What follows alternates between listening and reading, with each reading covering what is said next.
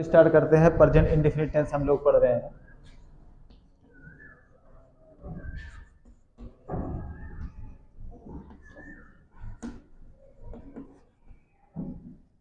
Present indefinite tense में direct sentence पढ़ रहे थे और डायरेक्ट सेंटेंस में इंट्रोगेटिव फर्स्ट टाइप पढ़ा है अफर्मेटिव में, और अब आज हम पढ़ेंगे इंटरोगेटिव सेकंड टाइप। पहला नंबर तो हम पढ़ रहे हैं कौन सा सेंटेंस पढ़ रहे हैं, डायरेक्ट सेंटेंसेस को। ऐसे सेंटेंस जो डायरेक्ट में लिखे हो और प्रेजेंट इंडेफिनिट टेंस में हो, उनका ट्रांसलेशन करना सीख रहे हैं। अब इसके साथ अगर हम डायरेक्ट सेंटेंस की बात कर रहे हैं तो डायरेक्ट सेंटेंस में फर्स्ट राउंड में मैंने पढ़ा affirmative sentence, negative sentence, interrogative sentence first type. आज है इंट्रोगेटिव सेकंड टाइप। आज की बारी है interrogative second type.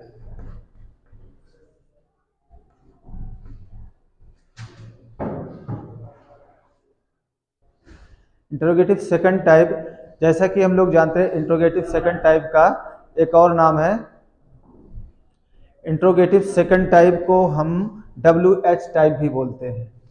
Interrogative sentence को WH टाइप बोलते हैं। इसकी वजह यह है कि इंटरोगेटिव सेकंड टाइप जो भी होता है, प्रश्न पूछा जाता है, क्वेश्चन पुटअप किया जाता है, उसका पहला नंबर तो हम यस या नो में आंसर देते नहीं है, उसका आंसर यस या नो में मिलता नहीं है। और इसमें अगर मिलता है तो कुछ वर्ड बोल के मिलता है, और जितने वर्ड क्वेश्चन पुटअप करने के लिए इस्तेमाल किए जाते हैं, जिसको हम क्वेश्चन वर्ड बोलते हैं, वो या तो W से स्टार्ट है या तो H से स्टार्ट है। बेसिकली ज़्यादातर WH से स्टार्ट है, जैसे what, when, why, where, who, etc। तो इसको WH टाइप के भी नाम से जानते हैं, इंट्रोगेटिव सेकंड टाइप के नाम से भी जानते हैं, और इसको कहीं कहीं QW टाइप भी बोलते हैं। QW टाइप यानी question word type. Question word type का मतलब ये है कि इस तरह के सेंटेंस में क्वेश्चन पुटअप करने के लिए कुछ स्पेशल वर्ड इस्तेमाल किए जाते हैं, जिसको हम क्वेश्चन वर्ड बोलते हैं।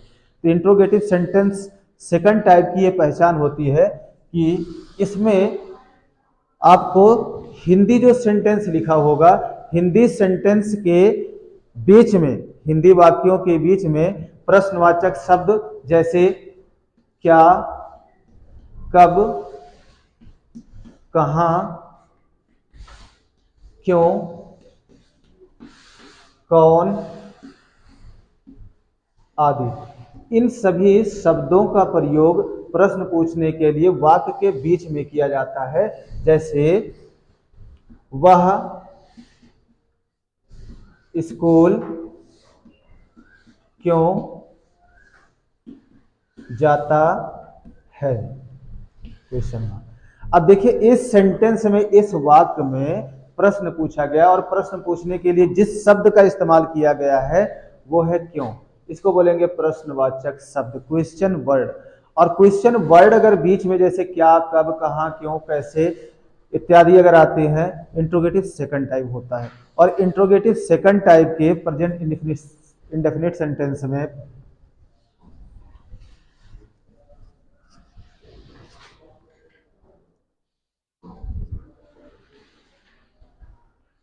चलिए देखते हैं। डायरेक्ट सेंटेंस में हम ये जानते हैं रिपोर्टिंग वर्ब होता है, रिपोर्टिंग वर्ब, उसके बाद कामा लगा होता है, इन्वर्टेड कामास के अंदर रिपोर्टेड स्पीच होती है, रिपोर्टेड स्पीच। अब इस तरह के सेंटेंस में देखेंगे रिपोर्टेड स्पीच होती है। हम यहाँ पर डायरेक्ट सेंटेंस में देखेंगे interrogative second type. Interrogative second type में ये जो रिपोर्टिंग वर्ब होता है, ये हिस्सा हमारा नॉर्मल अफर्मेटिव सेंटेंस होगा, और जो इंट्रोगेटिव सेकंड टाइप की मैं बात कर रहा हूँ, वो इंट्रोगेटिव सेकंड टाइप हमें रिपोर्टेड स्पीच में मिलने वाला है। और रिपोर्टेड स्पीच में इंट्रोगेटिव सेकंड टाइप अगर होगा तो उसका ट्रांसलेशन कैसे करेंगे। एक मैं पहले स्ट्रक्चर लिखता हूँ, उस स्ट्रक्चर को जरा कंसंट्रेशन में करिए, उसको देखिए, समझिए कि मैं क्या लिख रहा हूँ। जैसे हम जानते हैं कि रिपोर्टिंग वर्ब में सब्जेक्ट होता है, वर्ब होता है, क्योंकि प्रेजेंट इंडेफिनिट टेंस की बात मैं कर रहा हूँ तो हो सकता है वर्ब की फर्स्ट फॉर्म में यस या ईएस रहता है, और सब्जेक्ट प्लुरल होने पर केवल वर्ब की फर्स्ट फॉर्म होता है। रिपोर्टिंग वर्ब में ऑब्जेक्ट होता भी है, होता भी नहीं है, बट होता है तो हम ऑब्जेक्ट लिखते हैं, नहीं होता तो हम भी नहीं लिखते हैं। और रिपोर्टेड स्पीच में भी यहाँ पर स्टार्टिंग में हमें WH देखने को मिलता है, उसके बाद फिर सब्जेक्ट के हिसाब से डू मिल सकता है, डज मिल सकता है, और कंडीशनल सेंटेंस में कैन भी मिल सकता है या मे मिल सकता है, इस तरह से मिलेगा। और उसके बाद वर्ब की फर्स्ट फॉर्म होगी और ऑब्जेक्ट होगा, एट लास्ट क्वेश्चन मार्क होगा, इन्वर्टेड कामास क्लोज होंगे। ये स्ट्रक्चर हम देखते हैं तो हमें पता चलता है ये वाला हिस्सा जो रिपोर्टिंग वर्ब है ये प्रेजेंट इंडेफिनिट टेंस के अफर्मेटिव सेंटेंस को फॉलो करता है, और ये जो रिपोर्टेड स्पीच वाला हिस्सा है ये प्रेजेंट इंडेफिनिट टेंस के इंट्रोगेटिव सेकंड टाइप वाले सेंटेंस को फॉलो करता है। तो रूल जैसा कि हम और आप सभी लोग ये जानते हैं, हर क्लास में हर जगह जहां भी टेंस पढ़ाया जाता है या पढ़ा जाता है वहां पर इस तरह से बोला जाता है कि जब सब्जेक्ट सिंगुलर होगा तो इंट्रोगेटिव वर्ड के बाद हम डज को ले लेते हैं, उसके बाद वर्ब की फर्स्ट फॉर्म होती है, फिर ऑब्जेक्ट, फिर क्वेश्चन मार्क कंपलसरी लगाते हैं, और अगर सब्जेक्ट प्लूरल होता है तो डू ले लेते हैं। और ये कंडीशनल सेंटेंस में किसी भी सब्जेक्ट का कोई बाउंडेशन नहीं होता है, चाहे सब्जेक्ट सिंगुलर हो चाहे सब्जेक्ट प्लूरल हो, कैन का इस्तेमाल सबके साथ होगा, मे का इस्तेमाल सबके साथ होगा। अब ये डिपेंड करता है, कैन जो है ये पावर दिखाने के लिए, कैपेसिटी दिखाने के लिए, एबिलिटी दिखाने के लिए सकता है, सकती है, सकते हैं कि इंग्लिश बनाता है, और मे भी सकता है, सकती है, सकते हैं कि इंग्लिश बनाता है, लेकिन ये संभावना दिखाता है आज्ञा मांगने के लिए और आज्ञा देने के लिए, सकता है, सकती है, सकते हैं कि इंग्लिश बनाता है। अगर ये स्ट्रक्चर को हम ध्यान से 2-3 मिनट तक कंटिन्यूली देखें और सोचें कि आखिर ये स्ट्रक्चर कह क्या रहा है, तो हमारी समझ में आ जाता है कि हमें जो मिलने वाले सेंटेंस है डायरेक्ट के, उसमें रिपोर्टिंग वर्ब तो नॉर्मल है, प्रेजेंट इंडेफिनिट टेंस में होगा, और अफर्मेटिव सेंटेंस होगा, नेगेटिव भी नहीं हो सकता है। और रिपोर्टेड स्पीच वाला हिस्सा जो होगा ये हो सकता है कि अफर्मेटिव हो, इंट्रोगेटिव सेकंड टाइप का, हो सकता है नेगेटिव हो। As we know that there is two sides of any sentence, first is affirmative sentence और second is negative sentence. Affirmative sentence जब सेंटेंस में नॉट, नो, नेवर नहीं लगा होता है तो हम उसको अफर्मेटिव बोलते हैं, चाहे वो इंपेरेटिव हो, एक्सक्लेमेटरी हो, कुछ भी हो, और जिसमें नॉट, नो, नेवर का इस्तेमाल हो जाता है उसको हम नेगेटिव सेंटेंस बोलते हैं। तो नेगेटिव सेंटेंस को कोई स्पेशल तौर पे पढ़ने की जरूरत नहीं होती है, वो तो हर सेंटेंस का दो पहलू होता है, एक सकारात्मक पहलू होता है, दूसरा नकारात्मक पहलू होता है। आइए थोड़ा सा देखते हैं, एग्जाम्पल के थ्रू चलेंगे, क्योंकि बार बार हम उस बात को रिपीट करना नहीं चाहते हैं। थोड़ा सा फोकस कीजिए और फोकस करने के बाद देखिए कि कैसे हम लोग जब डायरेक्ट सेंटेंस से ट्रांसलेशन को शुरू करते हैं, डायरेक्ट जिस दिन खत्म हो जाएगा उसके बाद हम एक्टिव पैसिव में भी करेंगे, कंडीशनल सेंटेंस का भी करेंगे, क्योंकि ओनली वन वे जो हमें स्ट्रांग बनाता है, चाहे आप स्पीक करना चाहते हो या फिर आप लिखना चाहते हो या आप ग्रामर के हिसाब सेंटेंस बनाना चाहते हो, तो पहला काम तो ये होगा कि हम सेंटेंस बनाएंगे तब कुछ करेंगे। जैसे खाने की बात होती है, पहले खाना बनता है, तैयार होता है, तब खाया जाता है, ठीक वैसे ही आइए देखते हैं। जैसे मैंने कहा कि हमारा आज का टॉपिक ये है, डायरेक्ट सेंटेंस हम पढ़ रहे हैं, और डायरेक्ट सेंटेंस में रिपोर्टेड स्पीच वाला हिस्सा इंट्रोगेटिव सेंटेंस में होगा। और इंट्रोगेटिव सेंटेंस में कौन सा टाइप होगा, तो इंट्रोगेटिव सेंटेंस में सेकंड टाइप होगा। और इस सेकंड टाइप के सेंटेंस को ट्रांसलेट करने का ये तरीका होता है कि पहले WH को रखना है और उसके बाद फिर according to the subject we can use do और does, and in the conditional sentence we can use according to the need of condition can or may. After that we can put first form of the verb, and after that object, and it is compulsory to put question mark at the end of the sentence, and we put the inverted commas and so on. इसके बाद हमारा sentence complete हो जाता है। चलिए हिंदी से start करते हैं, क्योंकि हमें जो भी सोचते हैं, as we know that we are Indian and we our imagination start in Hindi, हम जो भी सोचते हैं हिंदी में ही सोचते हैं। ये कहने की बात है कि हम इंग्लिश में सोचते हैं, इंग्लिश में तो तब सोचते जब हम अंग्रेज होते या फिर इंग्लैंड में पैदा हुए होते या फिर उस जगह पर होते जहां पर मदर टंग इंग्लिश होती, तब हम इंग्लिश में भी सोचते, बट हम ऐसा नहीं सोचते। Every kind of word that comes into our mind is produced in Hindi. पहले हम हिंदी ही सोचते हैं, तो बेसिक सा फंडा इसका ये है कि पहले हम हिंदी में सेंटेंस बनाना सीखते हैं।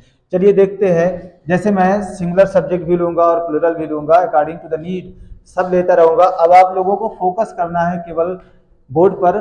बोर्ड पर देखिए कि मैं किस तरह से सेंटेंस को क्रिएट करा रहा हूं। पहले स्टार्ट करते हैं, जैसे वह मुझसे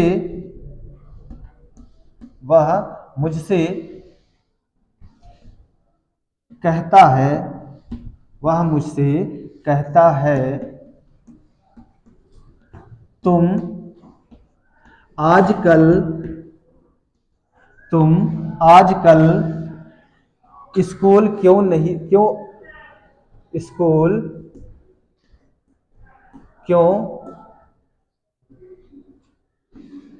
जाते हो? क्वेश्चन मार्क, इन्वर्टेड कामास क्लोज्ड। जैसा कि मैंने लिखा रिपोर्टिंग वर्ब में कि वह मुझसे कहता है, तो यहां पर वह हो गया सब्जेक्ट और ये हो गया तुम्हारा ऑब्जेक्ट और ये हो गया वर्ब। अब देखो हिंदी का स्ट्रक्चर तो अलग होता है, हिंदी में पहले सब्जेक्ट रखा जाता है, उसके बाद ऑब्जेक्ट रखा जाता है, फिर वर्ब रखा जाता है। बट इंग्लिश में ऐसा नहीं है। इंग्लिश में पहले हम रखते हैं सब्जेक्ट, उसके बाद रखते हैं वर्ब, उसके बाद रखते हैं ऑब्जेक्ट। ठीक इसी तरह से यहाँ पर ये सब्जेक्ट है और ये इसके बाद ये ऑब्जेक्ट का हिस्सा है, एडवर्ब है लेकिन है ऑब्जेक्ट का हिस्सा। आजकल स्कूल, ये दोनों ये ऑब्जेक्ट है और ये क्वेश्चन वर्ड है और उसके बाद फिर ये हमारा वर्ब है। तो हिंदी का स्ट्रक्चर तो कुछ इस तरह होता है, लेकिन इंग्लिश में जब हम लिखते हैं तो पहला काम हमारा होता है, इसको रखते हैं QW यानी क्वेश्चन वर्ड, यानी जिसको WH बोलते हैं। उसके बाद according to the need of the subject do, does, can, वे वगैरह को रखते हैं। फिर उसके बाद वर्ब की फर्स्ट फॉर्म लगाते हैं, फिर ऑब्जेक्ट। चलो इसको ट्रांसलेट करते हैं। यहाँ मैं एक्सप्लेन करना चाहता था कि कौन सा सब्जेक्ट होता है, कौन सा वर्ब होता है। अगर किसी को ये डिफिकल्टी होती है, वो सब्जेक्ट नहीं पहचानता है, तो ऐसा कर सकता है, जैसे इसमें हमें सब्जेक्ट को पहचानना है तो हम ये सवाल कर लेते हैं वर्ब में कौन लगाकर, कौन स्कूल क्यों जाता है, कौन स्कूल क्यों जाता है, जवाब में आएगा तुम। तो जवाब में जब कौन लगाकर वर्ब में सवाल पूछ लिया जाए तो जवाब में हमेशा सब्जेक्ट मिल जाता है। और क्यों लगा करके, अगर क्यों या क्या लगा करके पूछ लिया जाए तो ऑब्जेक्ट मिल जाएगा। तो जरूरत के हिसाब से ये चीजें बदलती रहती है, लेकिन ज्यादातर 95% अगर कौन लगा के हम सवाल पूछते हैं तो बल्कि 99% तो हमें सब्जेक्ट मिल जाता है। तो इसका ट्रांसलेशन क्या होगा, पहले वह मुझसे कहता है, ये प्रेजेंट इंडेफिनिट टेंस का एकदम सिंपल सा सेंटेंस है, जिसमें हम जानते हैं पहले सब्जेक्ट ढूंढ लेते हैं। यहाँ लिखा हुआ है वह की इंग्लिश ही होगी और वह की इंग्लिश सी भी होती है, लेकिन ये सेंटेंस जो लिखा है इससे पता चलता है स्पीकर जो है वो मेल नाउन है, और मेल नाउन अगर स्पीकर है तो वह की इंग्लिश ही से बनती है, और फीमेल अगर स्पीकर होता है बोलने वाला तो शी से बनती है, तो ही। अब उसके बाद कहना से माने होता है, हमने लिखा से, लेकिन ये सेंटेंस अभी सही नहीं जा रहा है क्योंकि सब्जेक्ट ही सिंगुलर है और सिंगुलर के साथ वर्ब की फर्स्ट फॉर्म में यस या ईएस लगाते हैं, और जिस वर्ब का आखिरी लेटर वाई या कंसोनेंट हो और उससे पहले वावेल हो उसमें केवल एस लगा देते हैं। ये हो गया ही सेज, वह कहता है। अब बचा है ऑब्जेक्ट मुझसे। मुझसे की इंग्लिश ये ऑब्जेक्टिव फॉर्म है, आई का रिलेटिव है, तो यहां पर हम मी लगाएंगे। He says to me, sorry to लगाना भूल गया, ही सेज टू मी। अब इसके बाद इन्वर्टेड कामाज हम दोनों लगा देंगे। लगाने के बाद सिंपल सा तरीका है कि इसमें कौन सा वर्ड ऐसा है जिससे क्वेश्चन पुट अप किया गया है, वो वर्ड इस सेंटेंस में क्यों है, और क्यों की इंग्लिश होती है वाई पहले रखेंगे। ध्यान देना कि जब भी इन्वर्टेड कामाज के बाद लिखना शुरू करते हैं तो पहला लेटर कैपिटल होना चाहिए डायरेक्ट में, जबकि इनडायरेक्ट में ये कैपिटल लेटर केवल दो कंडीशन में हो सकता है। पहला कंडीशन तो ये कि इसकी जगह पर आई हो या फिर कोई प्रॉपर नाउन हो। खैर छोड़िए, ये आगे की बात है, यहाँ पर पॉइंट पे आओ। यहाँ प्रश्नवाचक शब्द क्यों था और क्यों की इंग्लिश होती है वाई मैंने लगा दिया। अब मेरा फोकस होगा कि जरा पता कर ले हमारा सब्जेक्ट सिंगुलर है या प्लूरल, क्योंकि अब बारी आई है डू या डज रखने की। तो देखते हैं तुमको याद रखना कि हमेशा प्लूरल में माना जाता है। हो सकता है कभी कभी ये सिंगुलर होता, लेकिन इसका कहीं पर भी सिंगुलर वर्ब नहीं लेता है, हमेशा प्लूरल वर्ब ही इसके साथ बहुवचन क्रिया ही होती है। तो यहां पर हम स्टार्ट करते समय लिखेंगे डू, वाई डू। अब उसके बाद सब्जेक्ट रखेंगे वाई डू यू। अब उसके बाद जाते हो, तो गो माने जाना होता है, वर्ब की फर्स्ट फॉर्म जैसे ही हम लिखते हैं इसकी इंग्लिश हो जाती है जाते हो। जो भी हमें जरूरत है, जाता है, जाती है, जाते हो, जाता हूं, जैसे ही हम क्वेश्चन वर्ड, उसके बाद डू या डज, उसके बाद सब्जेक्ट, उसके बाद वर्ब की फर्स्ट फॉर्म लिखते हैं, तो ये जाता है, जाती है, जाते हूं, जो भी होगा उसकी इंग्लिश ऑटोमेटिक ये बन जाता है। ये हमारी जिम्मेदारी नहीं है, ये ग्रामर बनाने वाले की जिम्मेदारी है। ऐसा करने से ये बेसिकली हो जाता है। तो व्हाई डू यू गो, अब उसके बाद गो के साथ टू फ्री होता है, why do you go to school. अब आजकल की इंग्लिश होती है nowadays, nowadays, nowadays means होता है आजकल। अब इसका टोटल ट्रांसलेशन हो गया why do you go to school nowadays, आजकल तुम आजकल स्कूल क्यों जाते हो। इस तरह से अब हमारी बारी आती है, एक सेंटेंस हमें मिल गया, तो अब हम इस रिपोर्टिंग वर्ब को अपनी तरफ से थोड़ा सा चेंज करके खुद से बनाएंगे, तो हमारे अंदर कैपेबिलिटी पैदा होगी, क्षमता पैदा होगी कि हम सेंटेंस बना सकते हैं। जैसे यहाँ पर वह लिखा, वह मुझसे कहता है। अब इसको वह को हटा सकते हो और मुझसे को भी हटा सकते हो, लेकिन अगर हमें कोई भी दिक्कत हो रही है तो पहला पैटर्न ये है, इसी पैटर्न पे हम 10 सेंटेंस बना डालें, और वो 10 सेंटेंस बनाने के लिए इसको ना चेंज करें, सीधे सीधे वह मुझसे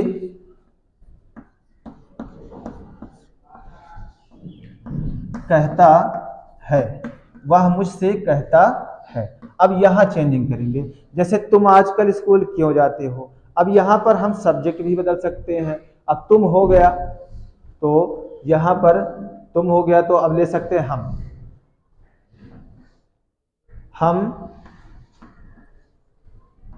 स्कूल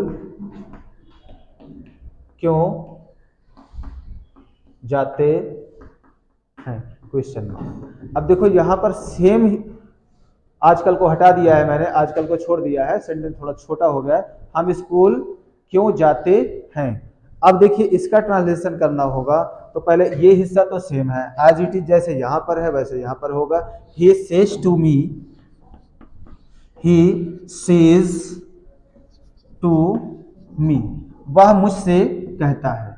अब इतना हो गया, इन्वर्टेड कामास लगाएंगे। अब इस सेंटेंस में जो प्रश्नवाचक शब्द है, जो क्वेश्चन वर्ड है, पहले उसको ढूंढते हैं। यहां भी क्यों है, क्योंकि हम वही सेंटेंस कर ही रहे हैं, एज मैचुअल टाइप का कर रहे हैं, तो यहां पर क्यों की इंग्लिश सबसे पहले लिखेंगे वाई। अब उसके बाद देखते हैं सब्जेक्ट हम लिखा हुआ है, हम की इंग्लिश होती है वी, और वी को माना जाता है बहुवचन, यानी कि प्लूरल माना जाता है, तो यहां पर स्टार्ट में रखेंगे डू, वाई डू। अब उसके बाद सब्जेक्ट लिखेंगे वी, अब उसके बाद go to school, why do we go to school, question mark लगा देंगे, इन्वर्टेड कामास को क्लोज कर देंगे। अब ये हमारा सेंटेंस कंप्लीट हो गया। अब यहाँ आपके पास जब आप लोग इसको ड्रिल करेंगे, इसका एक्सरसाइज करेंगे अपने लिए कि हमें कैसे आए, तो यहाँ पर सब्जेक्ट को चेंज करो। सब्जेक्ट आपके पास या तो नाउन होगा, तो नाउन में 4 कंडीशन बनेंगे, एक तो सिंगुलर नाउन मेल, दूसरा सिंगुलर नाउन फीमेल, फिर सिंगुलर नाउन प्लूरल नाउन 3। अब उसके बाद प्रोनाउन में आ जाएंगे, प्रोनाउन में तो कई बन जाएंगे, जैसे यहां पर तुम ले लिया, हम ले लिया, कुल कितने होते हैं पर्सनल प्रोनाउन। पर्सनल प्रोनाउन में आई होता है, बी होता है, यू होता है, दे होता है, ही होता है, सी होता है, इट होता है। तब इसमें से हम एक एक करके लेंगे, जो नहीं बना पाएंगे उसको छोड़ देंगे। ये नहीं सोचना कि इसका कैसे बनेगा, ज्यादा परेशानी मत उठाइए, जो बन रहा है उसको कर लीजिए, क्योंकि कोई काम एक बार में तो कंप्लीट हो नहीं पाता है। स्टडी धीरे धीरे धीरे धीरे लगातार काम करने से ये आ जाएगा। बोर तो बिल्कुल होना नहीं है कि वीडियो लंबा खिंच रहा है या फिर समझ में नहीं आ रहा है। आप इस वीडियो को 2 बार 3 बार मेहनत के साथ देखो, ये टारगेट बनाते हुए कि हमें जो नहीं आता हम सीख लेंगे और जो कुछ भी मुझे करना होगा वो मैं कर लूंगा। ये हमारे अंदर दृढ़ विश्वास होना चाहिए। अब हम स्टार्ट करते हैं, आप लोग को एक क्लू देते हैं। जैसे ये वाला मत बदलो, अभी आपके पास इतनी कैपेबिलिटी नहीं है, छोड़ दो। वह मुझसे कहता है इधर बदलते रहो। हम हो गया कि वे स्कूल क्यों जाते हैं, दे को ले लीजिए अगले राउंड में, why do they go to school. मैं स्कूल क्यों जाता हूं, why do I go to school. उसके बाद फिर वाई स्कूल क्यों जाती है, why does she go to school, singular subject के साथ।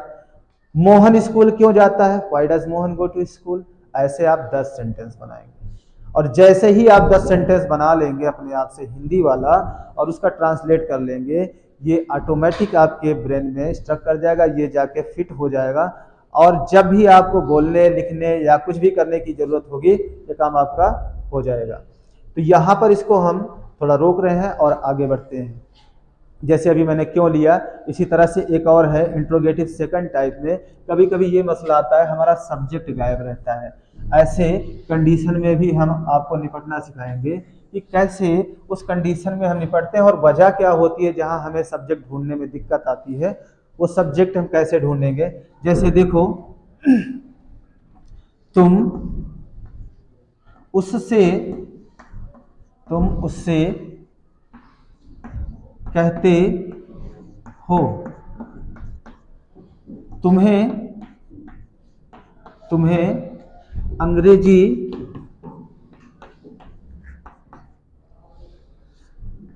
कौन पढ़ाता है, तुम्हें अंग्रेजी कौन पढ़ाता है, question mark, inverted commas close.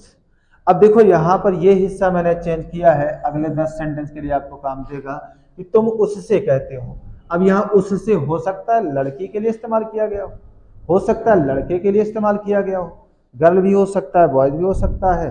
तो जो भी हो हम एक मान लेते हैं कि लड़के के लिए इस्तेमाल किया गया है। तो यहाँ पर हम लिखेंगे यू।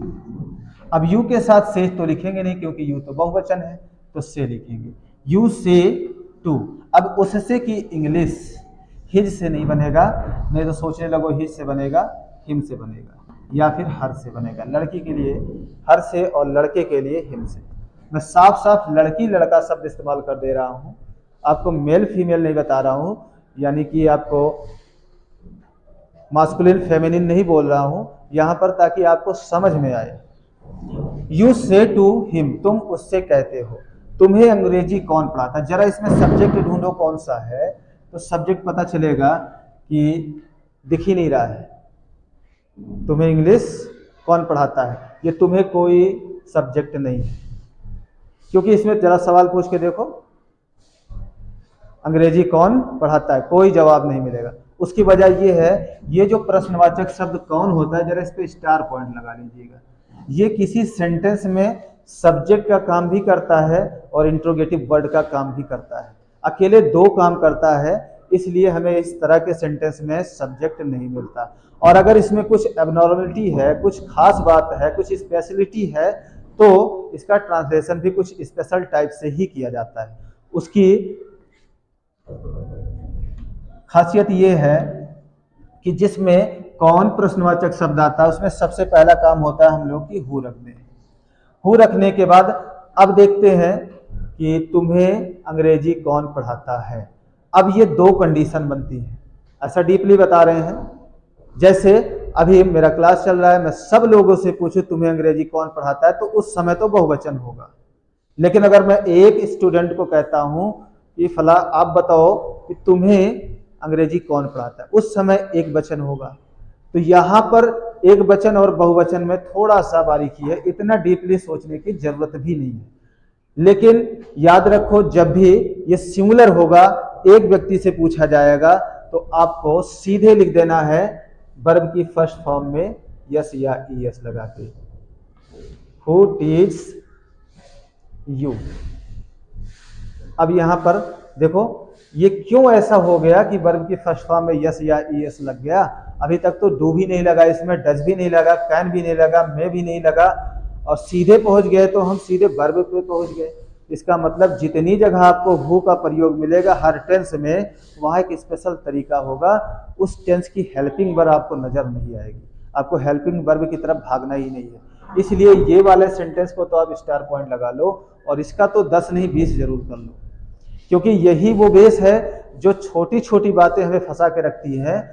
अब यहां से कंफर्म कर लेना, जैसे आपको सेंटेंस से पता चल जाएगा कि ये तुम्हें शब्द एक आदमी के लिए इस्तेमाल किया गया है या ज्यादा आदमी के लिए इस्तेमाल किया गया, जिसके लिए भी किया गया पता चल जाएगा।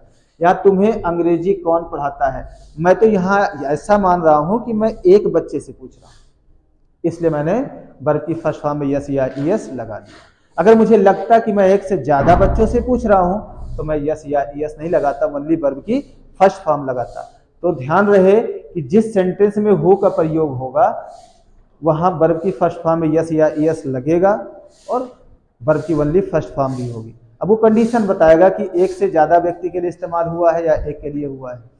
लेकिन एक चीज तो तय है, इसमें कोई डू डज कैन में कुछ भी नहीं आना है, सीधे वर्ब आना है। उसके बाद आपका जो ऑब्जेक्ट है यू, उसको लिखा जाएगा। लिखने के बाद हु टीच यू, तुम्हें कौन पढ़ाता है। बचा क्या है, अंग्रेजी। अंग्रेजी की अंग्रेजी क्या होगी, अंग्रेजी की अंग्रेजी होगी इंग्लिश। अब यहाँ क्वेश्चन मार्क लगा देंगे, बन गया सेंटेंस हमारा। अब इस तरह से आपको सेंटेंस बनाने हैं। वीडियो बहुत सारी होगी, लेकिन जिस दिन ये टेंस पढ़ लिया जाएगा उस दिन बहुत मजा आ जाएगा। आपको पता चल जाएगा कि आप कितने पानी में आपने कितना पढ़ा और कितना प्रोग्रेस किया, ये आपको आपके एग्जाम में पता चलेगा। अभी हम आप लोगों को ये पढ़ा रहे हैं, उसके बाद जब ट्रांसलेशन कराएंगे तो बहुत तैयारी के साथ रहिएगा। हाई स्कूल वाले जितने भी बच्चे हैं उनको तो ट्रांसलेशन में उनके उन क्वेश्चन को उठाऊंगा जो आपसे एग्जाम में पूछे जाते हैं, उनका ट्रांसलेशन कराऊंगा। उस स्टोरी को पढ़ाऊंगा जिससे आपका मल्टीपल चॉइस क्वेश्चन बनता है। मैं मोहन सोहन राधा गीता को नहीं उठाऊंगा, बल्कि आपके ही सिलेबस 10th वालों के लिए सिलेबस 10th का होगा, तो उसके लिए थोड़ा गैपिंग के साथ इंटर वालों के लिए सिलेबस इंटर का उठाऊंगा। तो अब हाई स्कूल वाले ज़्यादा फोकस कर लेंगे अपने हाई स्कूल वाले सिलेबस वाले को, और इंटर वाले अपने फोकस कर लेंगे इंटर वाले पर। मैं आपको बताऊंगा कि ऐसे लिखने में आपके पास वर्ड जो नहीं बनते एग्जाम में, सोच सोच के, कुछ लोग कहते हैं चलो बना बना के लिख लेंगे। बना बना के तो बेटा तब लिख पाओगे जब तुम्हें हिंदी बनाना आता होगा, अदरवाइज तुम्हारे बस की बात नहीं है, क्योंकि ऐसे आपको हिंदी में भी लिखाया जाता है। तो अभी नहीं, 1 मई से जो वीडियो मैं डालूंगा उस वीडियो में मैं इंक्लूड कर दूंगा उन क्वेश्चन को, उन आंसर को कोशिश करूंगा। इनडायरेक्ट में आंसर कराऊंगा और डायरेक्ट में क्वेश्चन कराऊंगा। आपके स्टोरी से लूंगा, जैसे हाई स्कूल का जो भी सिलेबस है, पहला लेसन रिलेटेड टू गॉड हुआ, long walk for freedom Nelson Mandela वाला हुआ, और इसके बाद जो भी है एक एक करके सबको ऐसे कराता रहूंगा। ट्रांसलेशन तो होगा, लेकिन केवल ट्रांसलेशन पढ़ लेना या पढ़ा लेना ये मकसद नहीं होगा। हम एक साथ 2-3 काम करेंगे तब हमारा मन ज्यादा लगेगा, अदरवाइज आप लोग बोर हो जाएंगे।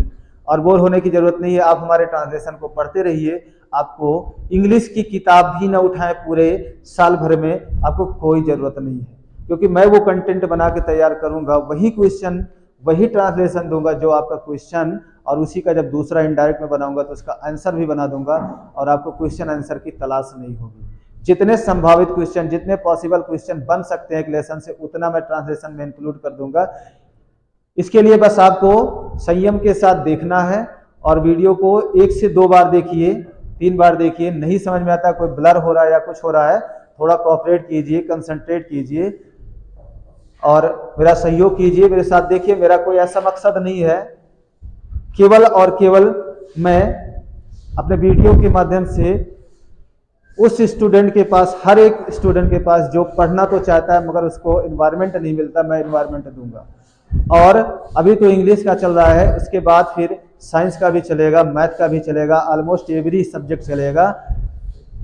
अगर मेरी वीडियो आप लोग देखने के लिए तैयार हो तो कमेंट बॉक्स में लिख देना, और आपको किसी कोचिंग ज्वाइन करने की जरूरत नहीं है। फुल एक्सप्लेनेशन के साथ आपको हर सब्जेक्ट की वीडियो मिलेगी। और एग्जाम में प्रिपरेशन कैसे करते हैं, पढ़ा कैसे जाता है, ये मैं तुमको करीब 1 महीने बाद स्टार्ट करूंगा।